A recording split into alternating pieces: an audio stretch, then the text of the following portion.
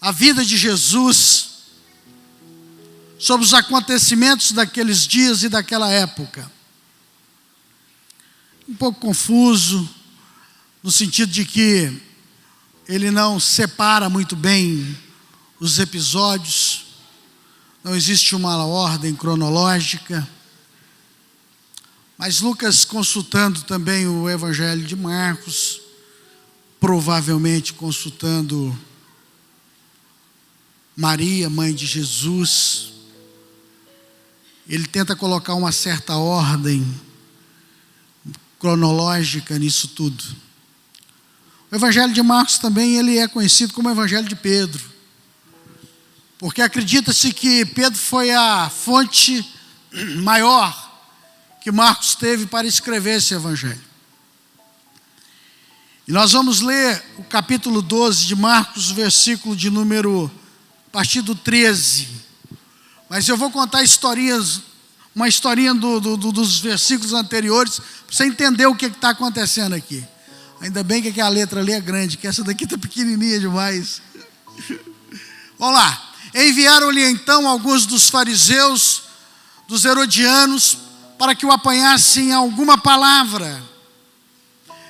Aproximando-se, pois, disseram-lhe: Mestre, sabemos que és mestre, e de ninguém se te dá, porque não olhas a aparência dos homens, mas ensinas segundo a verdade o caminho de Deus. É lícito dar tributo a César ou não? Daremos ou não daremos? Vamos embora, para frente. Versículo 15. É isso mesmo? A hipocrisia deles para... Não, tem certeza que é só isso?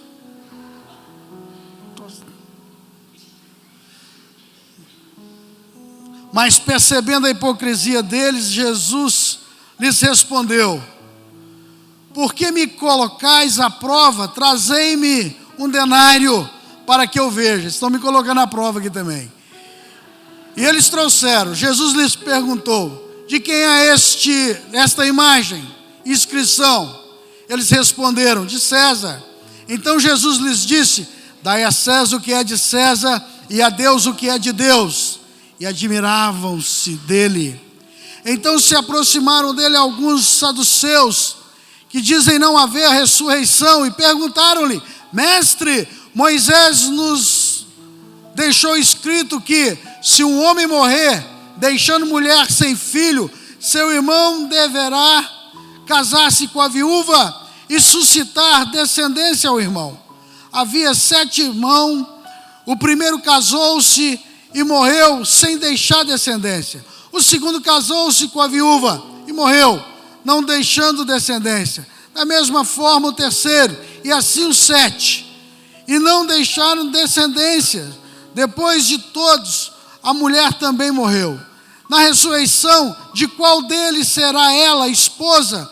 Pois os 7 tiveram como esposa. Jesus lhe respondeu: Acaso não errais por não conhecer as Escrituras nem o poder de Deus? Ao ressuscitar os mortos, não se casam, nem se dão em casamento. Glória a Deus, aleluia. Não foi anjo que te revelou. Agora é achar onde eu estou aqui. 19. 20, 21, 25. Pois quando ressuscitarem entre os mortos, de entre os mortos, nem casarão, nem se darão em casamento, porém serão como os anjos dos céus. Quanto à ressurreição dos mortos, não tendes lido no livro de Moisés, no trecho referente à sarça, como Deus lhe falou?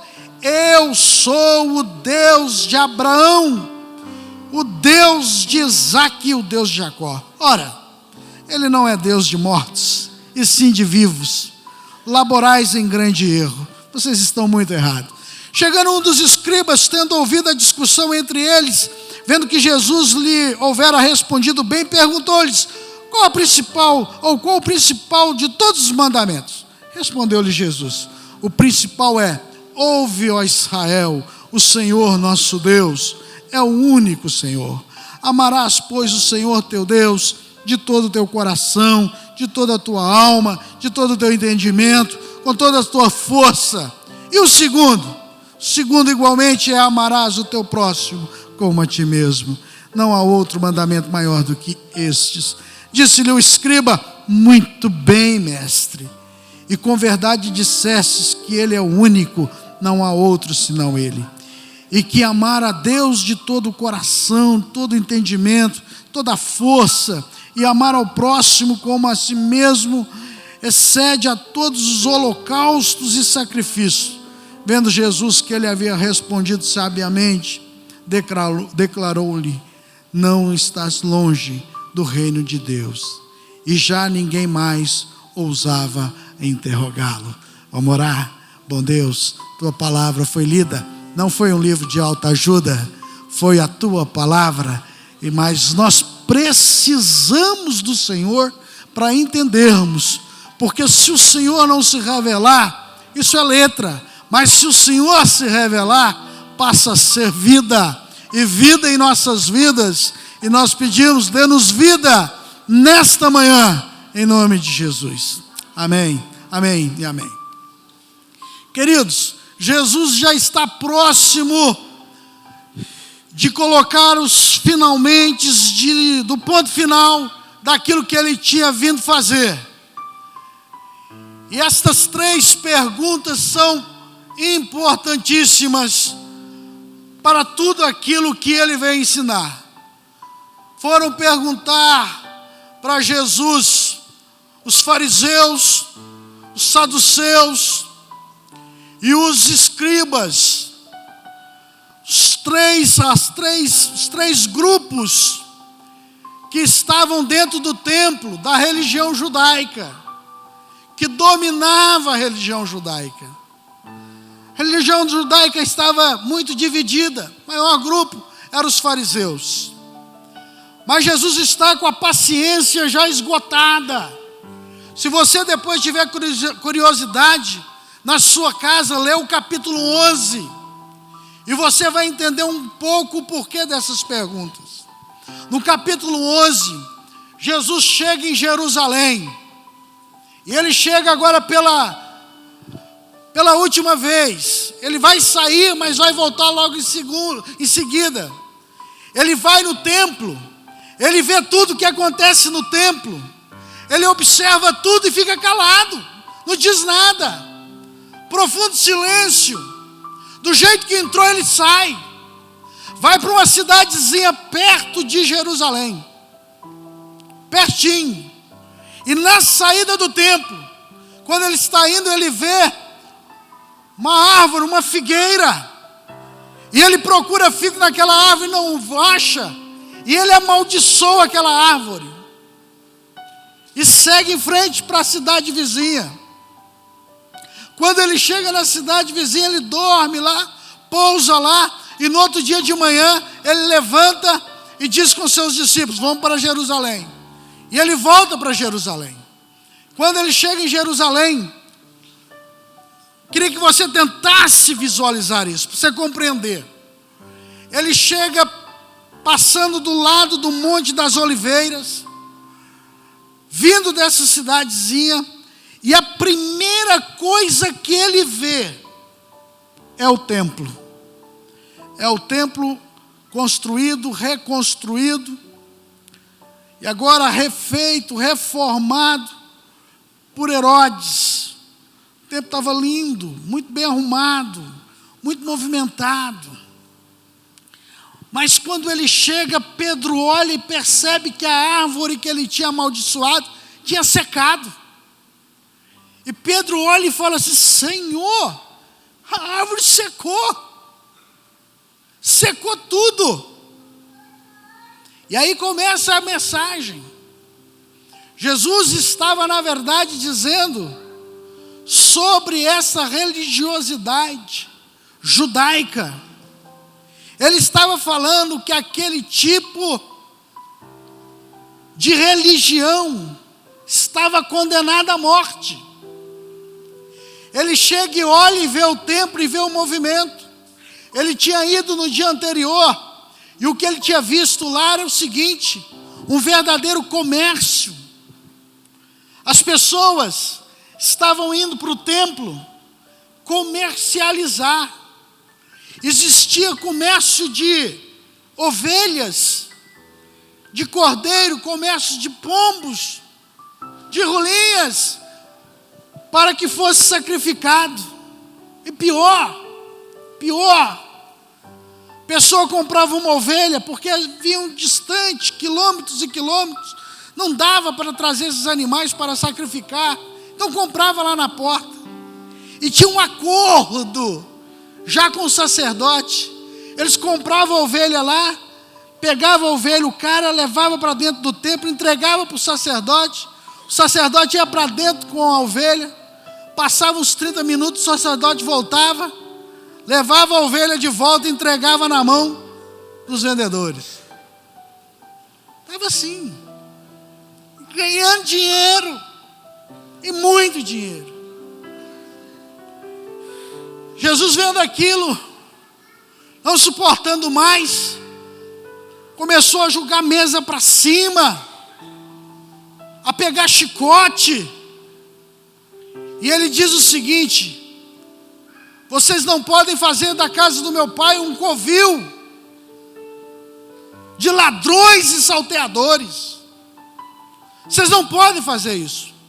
Mas Jesus não está preocupado com essa estrutura física, porque logo depois ele vai falar com os seus discípulos, os discípulos maravilhados, dizendo sobre o templo que foi reformado. Ele vai dizer para os discípulos: olha, isso aqui não tem importância, não vai ficar pedra sobre pedra. Ele não está preocupado com essa estrutura física, ele está preocupado com aquilo que representa aquela religiosidade. Ele está dizendo contra aquilo tudo que estava sendo feito para iludir, para enganar, para servir de placebo para o povo, porque o povo ia a Jerusalém participar dessas coisas todas e saía de lá pensando que tinha cultuado a Deus, pensando. Era um placebo. Conhece placebo? Quem mexe na área de farmácia, de saúde, sabe o que é. É um remedinho que normalmente, ou às vezes, eles dão para alguém que acha que está doente, que acha que está sentindo dor. Aquelas dores psicológicas: está doendo demais, pega um placebo, toma. Aí a pessoa toma e fala: não, esse remédio foi bom mesmo, fez bem pra caramba. Que remédio que é esse? Vitamina.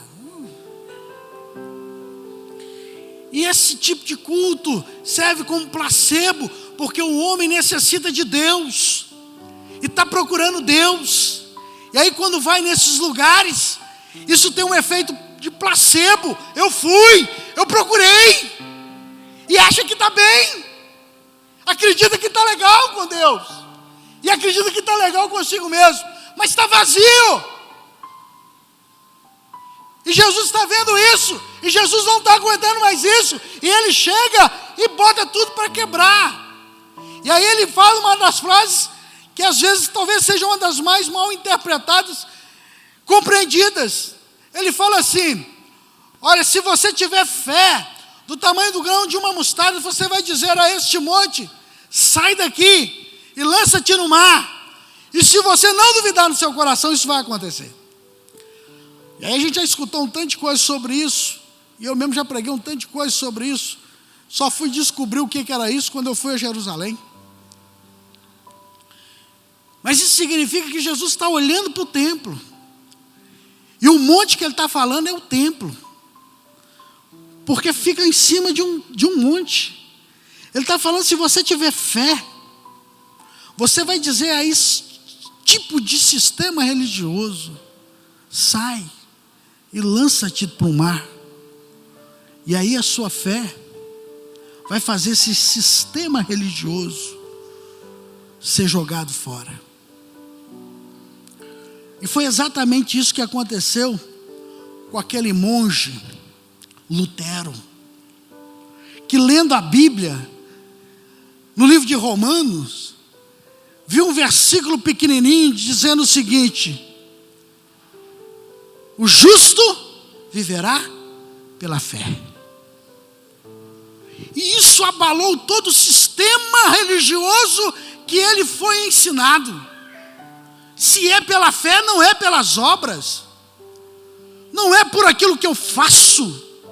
Não é por aquilo que eu realizo. É por aquilo que ele fez.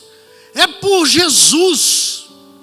E Lutero, percebendo o engano, o engodo que ele estava envolvido, ele redige 95 teses.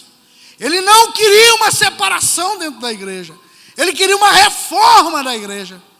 Pega essas teses, crava numa igreja na Alemanha, mostrando a loucura que era aquele sistema religioso. Mas o sistema era muito forte para ser quebrado. E eles tentam matar Lutero. Expulsam Lutero. Ele é excomungado. Porque ele descobriu isso que Jesus estava falando. Esse sistema comercial só pode ser derrubado pela fé. E pela fé em Jesus Cristo. Esse sistema de trocas, de barganhas, esse sistema de placebo, que existe aí até hoje, só pode ser quebrado pela fé. Quando o homem entende que a salvação é único e exclusivo da fé em Jesus Cristo.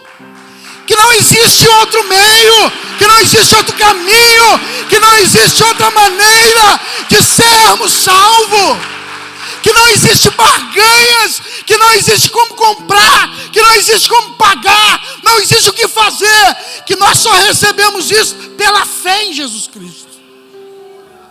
E Jesus está olhando para isso e fala: se vocês tiverem fé, vocês vão dizer a esse sistema comercial, diabólico: sai, arreda-te, lança-te ao mar. E vocês vão ver isso acontecendo. Vocês vão ver isso acontecendo. E eu vou falar uma coisa para vocês. Hoje mais do que nunca, nós precisamos dizer para este monte: sai. Mais do que nunca, nós precisamos olhar para esse sistema e dizer: sai. Porque esse sistema está enganando muita gente.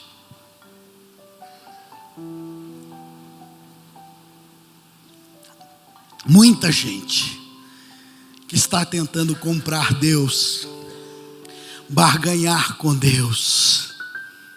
Muita gente que está tendo placebos na sua vida espiritual, pensando que está tudo bem, só pelo fato de ir numa igreja, só pelo fato de participar de uma denominação, só pelo fato de estar no domingo à noite, de manhã, em algum templo religioso. As pessoas que não têm vida com Deus, pessoas que não têm comunhão com Deus. Sistema religioso que te faça aproximar só da denominação é engano. Você precisa aproximar-se de Deus. Você precisa ter vida com Deus. Você precisa ter comunhão com Deus. Você precisa ser amigo de Deus. Deus te chamou para ser próximo dEle. Deus nos convidou para um relacionamento de amizade. Eu não te chamo mais de servo, porque o servo não sabe o que faz ao seu senhor, mas eu tenho tratado você como amigo. E tudo que o Pai me falou, eu tenho falado com vocês. O convite é para uma intimidade com Ele. O convite é para uma comunhão com Ele. Não é para um costume religioso. Você não está sendo convocado para participar de uma denominação. Você está sendo convocado para ter vida com Deus, vida com Jesus. Você está sendo chamado para amar a Deus acima de todas as coisas. Esse é o convite. E quando os religiosos percebem o que Jesus fez, percebem que Jesus quebrou tudo, jogou mesa para cima, bateu com chicote naqueles que estavam vendendo no templo, os religiosos ficaram apavorados. Ai, ai, ai. O povo vai perceber, o povo vai descobrir que isso tudo aqui é um engodo. E aí, eles que não se comungavam, porque saduceu, fariseu e publicano viviam guerreando dentro do templo.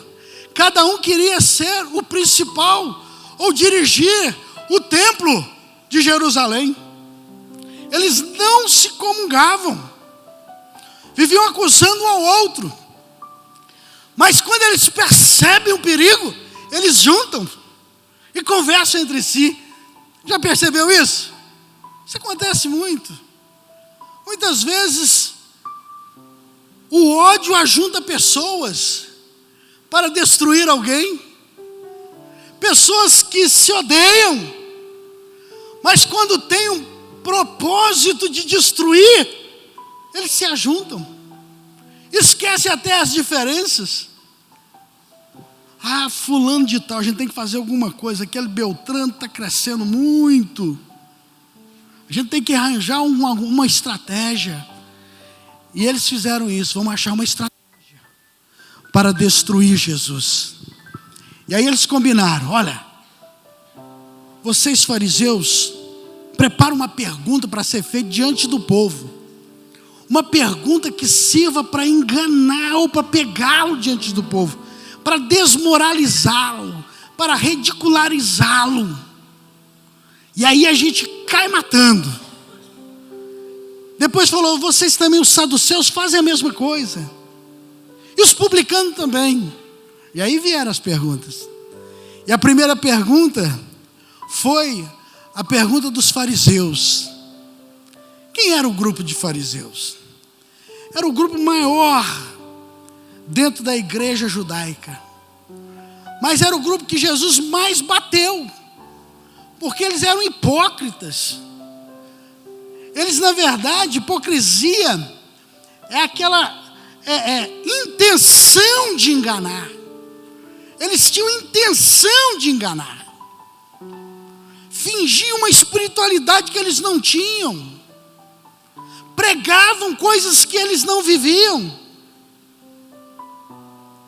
E Jesus bate firme nisso. E aí eles chegam perto de Jesus, pegam uma moeda daquele tempo e fala: é lícito a gente pagar tributo? O que eles queriam? Colocar a turma contra Jesus. Porque o judeu estava cansado de pagar tributo a Roma. Não suportava a carga, os valores, o peso do tributo. Não suportavam mais. E qualquer resposta seria uma armadilha, porque jogaria o povo contra Jesus. Jesus pega a moeda e fala assim: o que tem nessa moeda? Ah, tem o rosto de César. Então vocês fazem o seguinte: dê a César o que é de César, mas dê a Deus o que é de Deus. O que é de César, a gente já sabe. É o dinheiro, é a corrupção, é o amor a estas coisas. O que é de Deus? E o que é de Deus? Jesus já tinha falado: eu vim buscar e salvar o que se havia perdido. O que é de Deus é você, é o seu coração, é o homem, é o ser humano que está cansado e oprimido. O que é de Deus é todo aquele que deseja andar na luz deste Jesus. Jesus está falando o seguinte: fique com o seu sistema religioso, fique com o seu dinheiro, fique com tudo isso. Fique. Este é o sistema romano.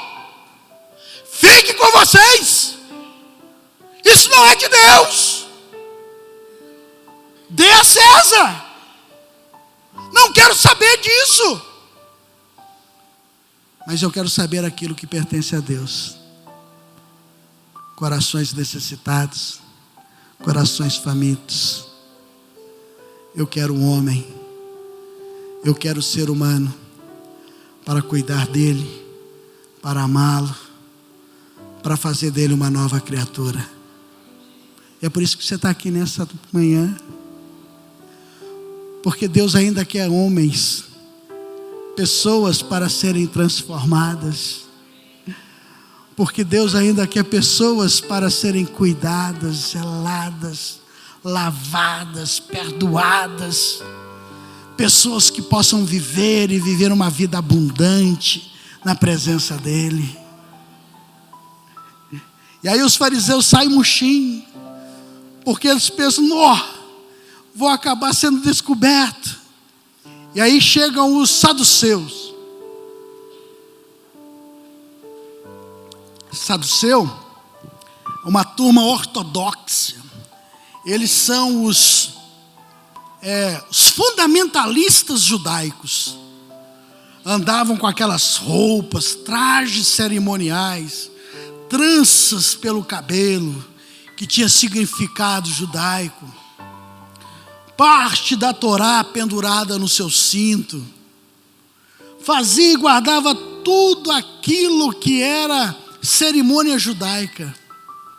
E achava os fariseus livres demais. Achava que precisava de uma religião muito mais fundamentalista. Eles chegam perto de Jesus e fazem uma pergunta: Senhor, o negócio é o seguinte, tem aí a lei do levirato, a lei do casamento. Uma mulher casa com um rapaz, esse rapaz morre.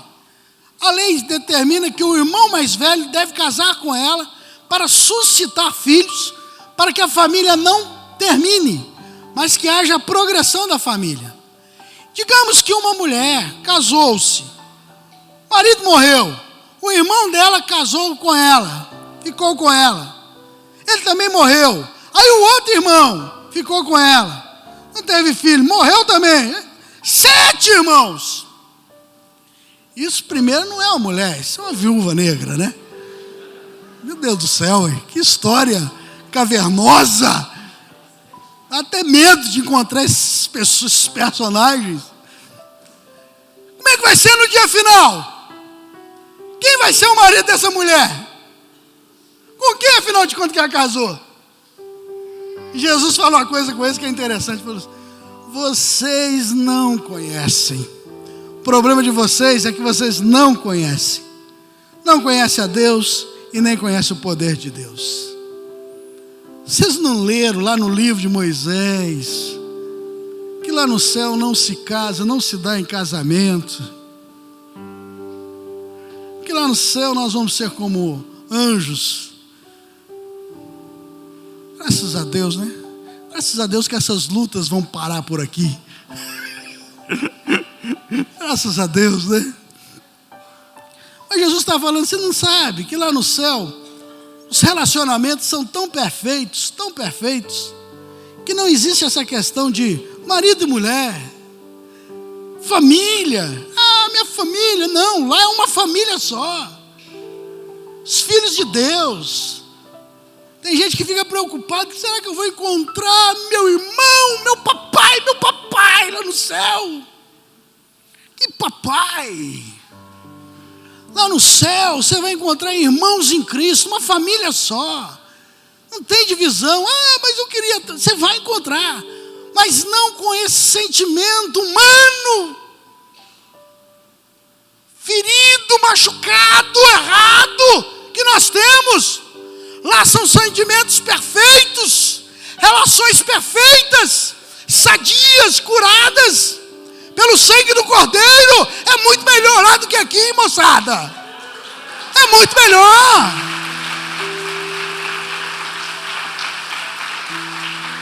Você que está aí com medo de morrer, pode morrer sossegado.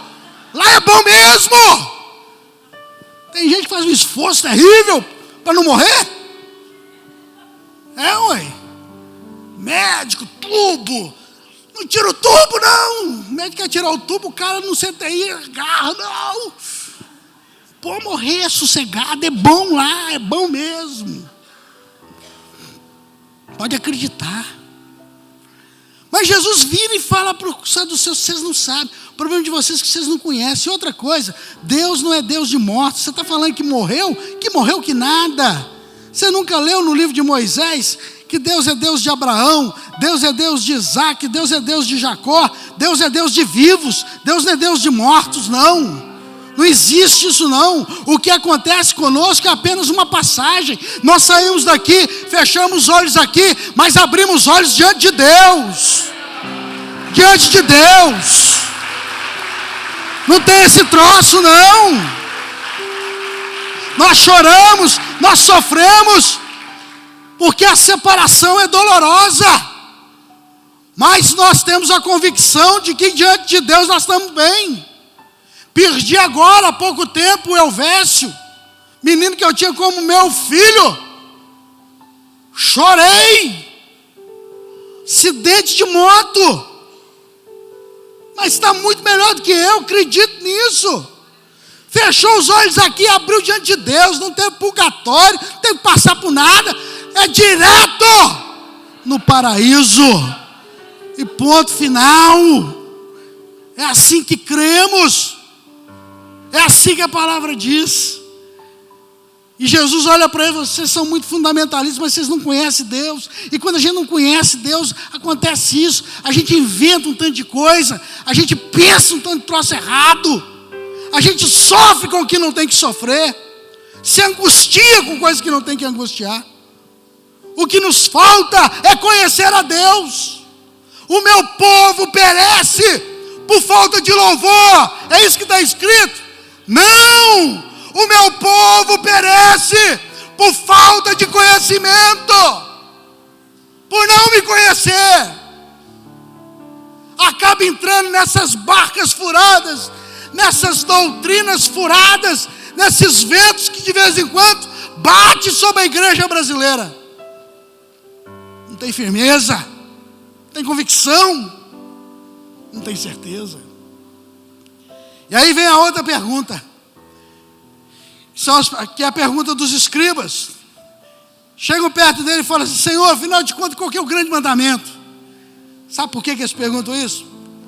Porque é mais ou menos só da lei mosaica 600 e poucos mandamentos. Só da lei mosaica. Aí vieram os rabinos interpretando essas leis e criaram mais de 2.000 mandamentos. Então, mais ou menos 2.600, 2.700 mandamentos. Ninguém sabia mais o que fazer, era coisa demais. Não sabiam mais como fazer. Aí eles perguntam: afinal de contas, resume isso tudo aí para nós. E o resumo foi muito claro e objetivo: amarás o Senhor teu Deus de todo o teu coração, com todo o seu entendimento, com toda a tua força, e ao teu próximo como a ti mesmo. Esses são os 2 mandamentos. E a partir daí procede toda a lei, todos os profetas, tudo nasce daí, tudo surge daí. Isso é base, isso é fundamento para tudo. Os escribas vendo aquilo ficaram maravilhados. Não, o Senhor respondeu muito bem. O Senhor respondeu de maneira excelente. Porque é isso mesmo, a gente tem que amar a Deus dessa forma. E Jesus vira para eles e fala assim: olha, vocês não estão longe do reino dos céus.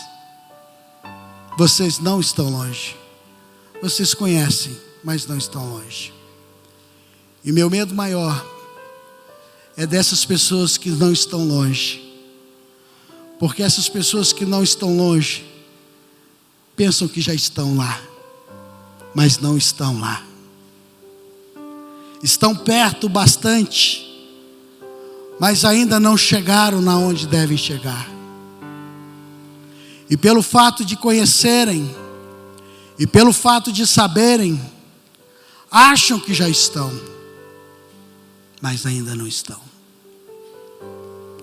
São os irmãos mais velhos da história do filho pródigo. Muitos estão dentro da igreja, mas ainda não chegaram lá. Não tiveram uma postura de humildade, de simplicidade, de reconhecer que Jesus é o Salvador, de reconhecer que Ele é Senhor, de reconhecer que nós dependemos totalmente dEle. Estão firmados ainda no seu orgulho e na sua soberba, como aquele filho da história do pródigo, que olhou para o pai e disse: Senhor, meu pai, eu faço tanto pelo Senhor a vida toda, e o Senhor nunca me deu nada, nem um cordeirinho para me alegrar com os meus amigos. E o pai olha para ele e fala assim: meu filho, como é que você está enganado? Eu nunca te privei de nada, porque tudo que é meu sempre foi seu. Você que nunca se viu como filho, você que sempre se viu como empregado. E muitos de nós estamos assim, nos vendo como empregados, no desespero de fazer, no desespero de agradar, no desespero de comprar a Deus com as nossas atitudes, sem ter a coragem de desfrutar do amor deste Pai, sem entender que Deus me ama e nada pode me afastar do amor do Pai. Nem a morte, nem a vida, nem fome, nem nudez, nem espada, nem o presente, nem o porvir. Nada pode me afastar do amor que está em Cristo Jesus. Nem eu mesmo, nem as minhas ações, nem minhas atitudes. Nada pode me afastar do amor que está em Cristo Jesus. Muitos esquecem que são filhos e não servos, chamados para sermos filhos, amados como filhos, tratados como filhos.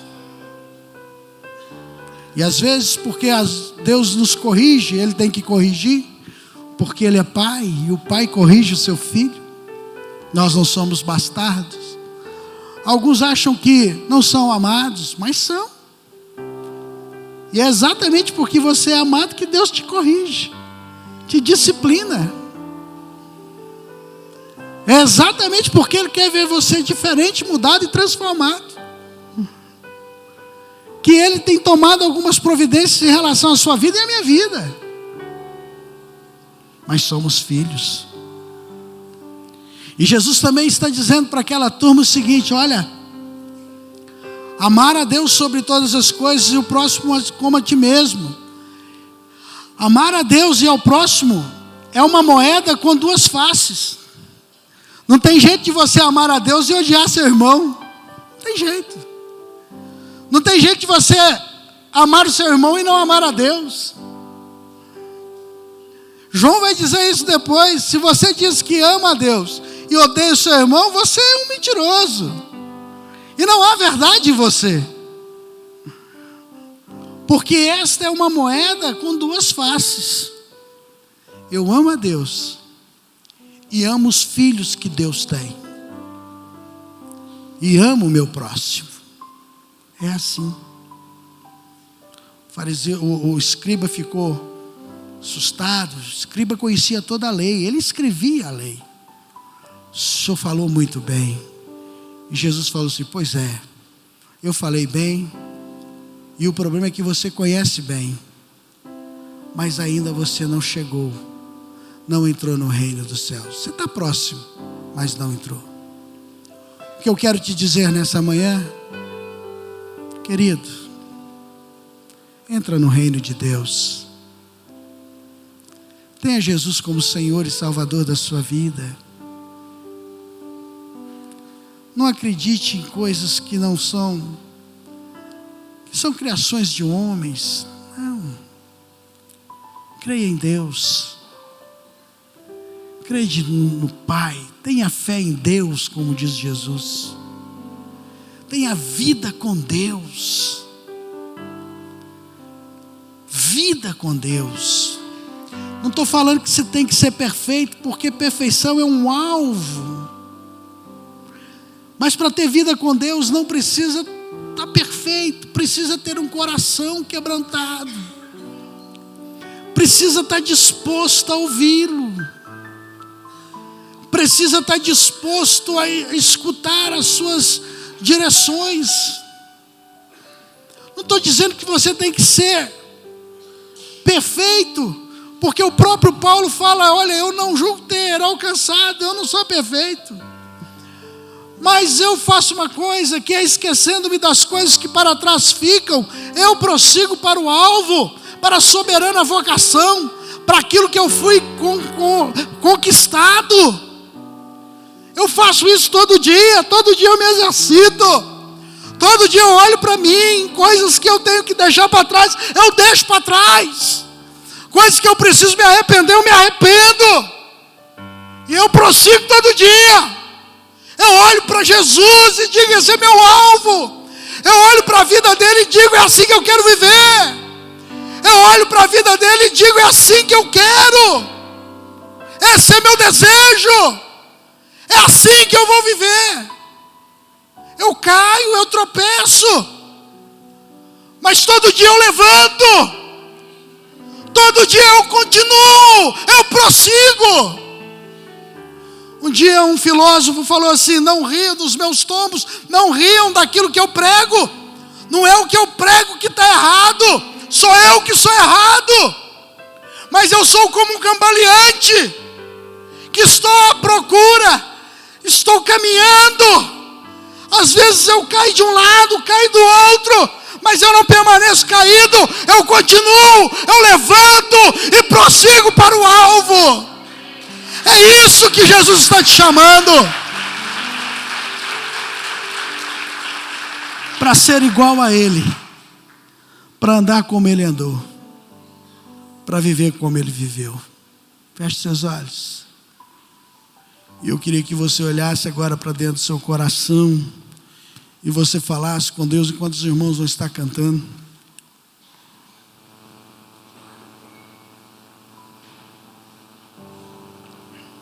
Para te ser sincero, nem sei se você se enquadra em uma dessas perguntas,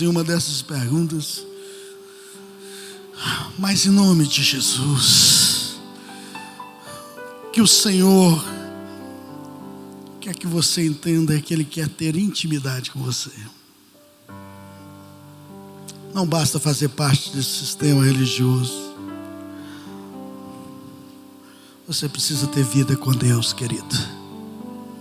Precisa ter vida com Deus. E se nessa manhã você percebe que ainda não tem, fala com Ele: Senhor, eu quero ter. E se você se acha indigno, aliás, esta é a situação que você tem que se achar mesmo, indigno, porque é assim que somos, diante dele somos indignos, mas não é pela nossa dignidade, é pela dignidade de Jesus. Como diz o Pedro, é pela bondade de Deus. Deus é bom sempre, até quando Ele está fazendo algumas coisas ruins com a gente, Ele é bom. É pela bondade de Deus. E você que quer ter isto, essa vida com Deus, fala com Ele aí. Fala com Ele. Talvez você está aqui nessa manhã, você sabe do seu pecado. E você pensa que esse pecado é a grande barreira. Pode até ser. Mas você não precisa ficar prostrado nele. Você pode virar para Jesus agora e falar: Jesus, me perdoa. Aí você fala assim: mas pastor, eu não estou nem arrependido. Eu sei. A gente só arrepende do pecado quando vem a consequência. Mas até que venha, pecado é bom. Mas eu posso me arrepender e falar que estou arrependido? Claro! Porque o que nos faz arrepender do pecado não é nem a consequência ruim, é a bondade de Deus. Paulo fala em Romanos 2 que a bondade de Deus nos leva ao arrependimento. Quando eu olho para esse Deus bondoso, quando eu olho para esse Deus generoso, quando eu olho para a cruz e vejo um homem inocente estendido naquela cruz, não me resta outra coisa a dizer a não ser: me perdoe, me perdoe, me perdoe, me perdoe por ter te crucificado.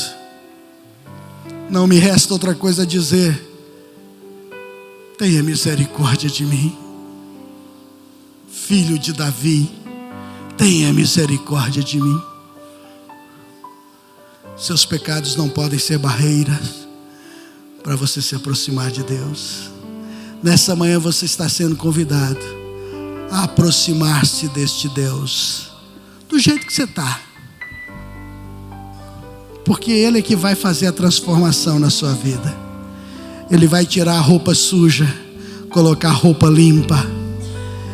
Ele vai colocar um anel no seu dedo e vai dizer: este é meu filho.